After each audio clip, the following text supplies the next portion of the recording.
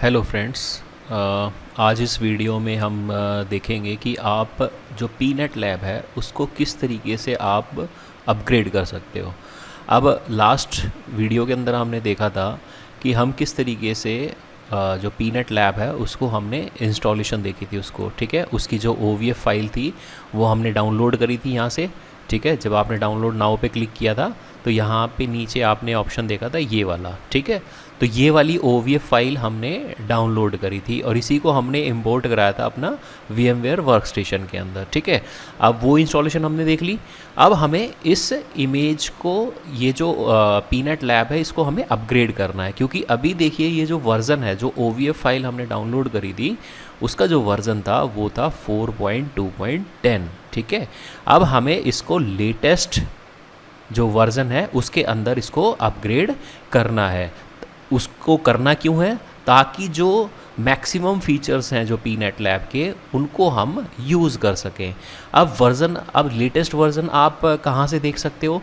तो उसके लिए आप क्या करो, जब आप यहाँ पे रिलीज़ पे क्लिक करोगे, यहाँ पे, ठीक है, आपको यहाँ पे बटन दिख रहा है रिलीज़ का, तो जैसे ही यहाँ पे रिलीज़ पे क्लिक करोगे तो अब यहाँ पे आपको वो सारे रिलीजेस, सारे वर्जन शो कर देगा यहाँ पे, ठीक है। तो जो लेटेस्ट वर्जन है वो है 5.3.11। तो अब हमें इस जो हमारी जो पीनट लैब वाला जो वर्ज़न है, मैं आपको वर्ज़न भी दिखा देता हूँ। अभी यहाँ पे लॉगिन कर लेते हैं हम, तो मैं यहाँ पे लॉगिन कर लेता हूँ। अब यहाँ पे जब आप लॉगिन करोगे, लॉगिन करने के बाद अगर आपको वर्ज़न चेक करना है कि आपकी पीनट लैब का वर्ज़न क्या है, तो उसके लिए आपने क्या करना है, सिस्टम्स पे जाना है और यहाँ पे एक वर्ज़न का ऑप्शन है, ठीक है, इस पर क्लिक करना है। जैसे ही आप वर्ज़न के ऑप्शन पे क्लिक करेंगे तो आपको ये दिखा रहा है कि इसका जो करंट वर्ज़न है वो 4.2.10 है, तो ये आउटडेटेड वर्ज़न है। तो अब हमें क्या करना है, इसको लेटेस्ट वर्ज़न के ऊपर अपडेट करना है, ताकि हम जो पीनट लैब के जो मैक्सिमम फीचर्स हैं उनको हम यूज़ कर सकें। तो जो लेटेस्ट वर्ज़न है वो क्या है, 5.3.11। तो अब मुझे इस वर्ज़न के ऊपर अपग्रेड करना है, ठीक है। तो अब इसको अपग्रेड करने के लिए हमें यहाँ पे एक पैच डाउनलोड करना पड़ेगा। तो देखो यहाँ पे लिखा भी हुआ है download upgrade patch from this link. तो हम इस लिंक के ऊपर क्लिक करेंगे। जब आप इस लिंक के ऊपर क्लिक करोगे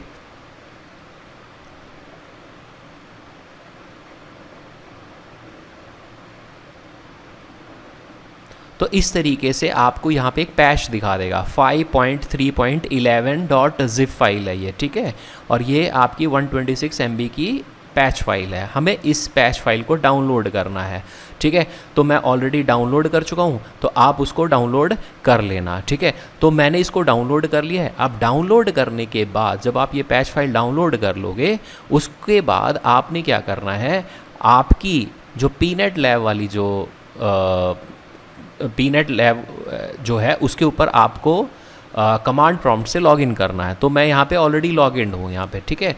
तो मेरा जो IP है वो सिंपली क्या है, यहाँ पे 192.168.1.11 है। तो जो भी आपकी मशीन का, जो भी आपकी पीनट लैब वाली जो VM है उसका जो IP होगा, आपने क्या करना, उस IP के थ्रू आपने कंसोल पे एक्सेस करना है। तो यहाँ पे जैसे पुट्टी ले लिया, किटी ले लिया, तो यहाँ पे आप SSH सेशन ले सकते हो उसका, जैसे 192.168.1.11।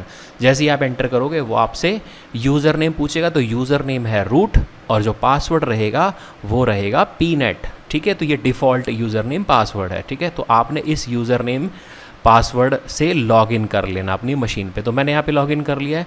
इसके बाद अब हमें यहाँ पे क्या करना है कि जो हमने पैच डाउनलोड किया था लेटेस्ट वर्ज़न का, उसे हमें इस VM के ऊपर अपलोड करना है।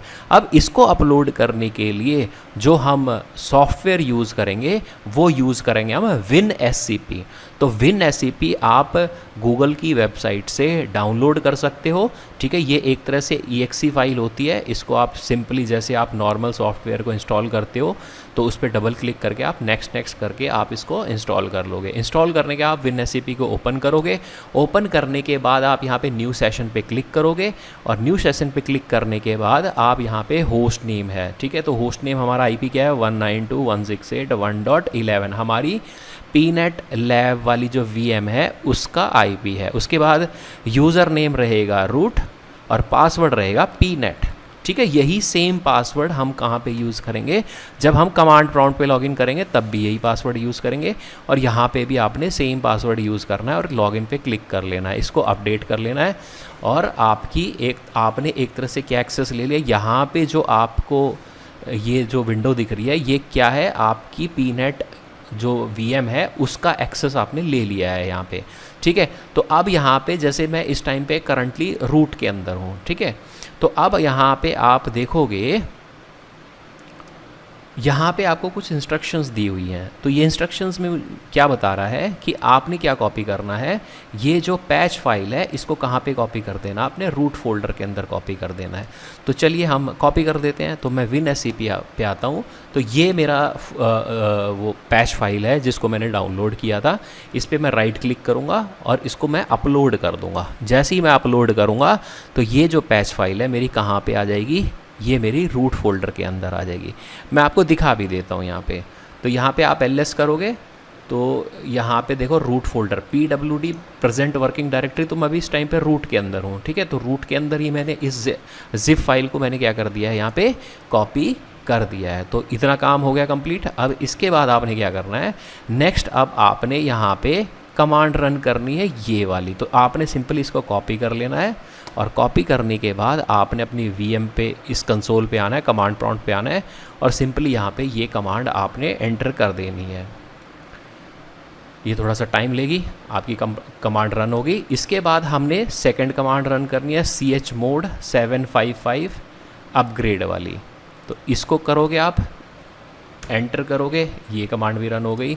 इसके बाद अब आपने ये वाली कमांड रन करनी है। इसको मैंने कॉपी किया, यहाँ पे एंटर किया, ये भी हो गई कंप्लीट।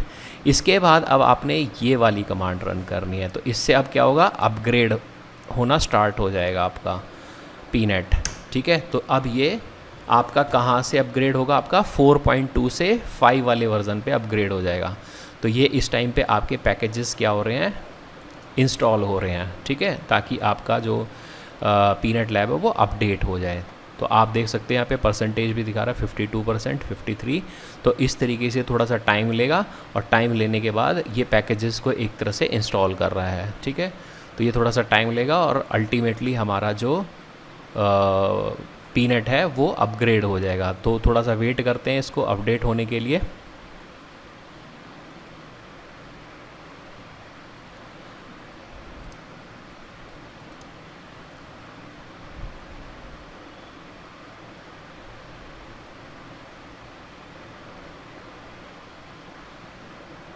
ये इस टाइम पे इंस्टॉलेशन चल रही है।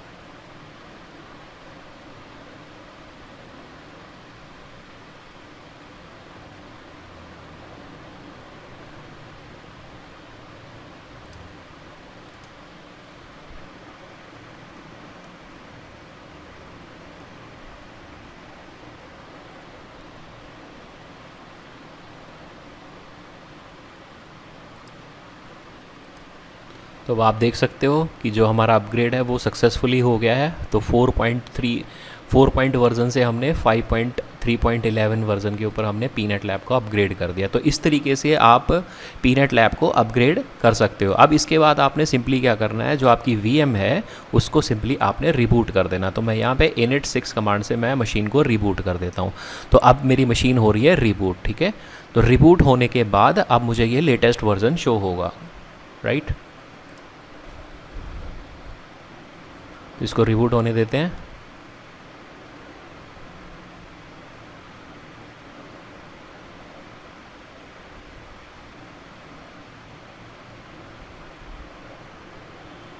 तो हमारी मशीन आप आ गई है।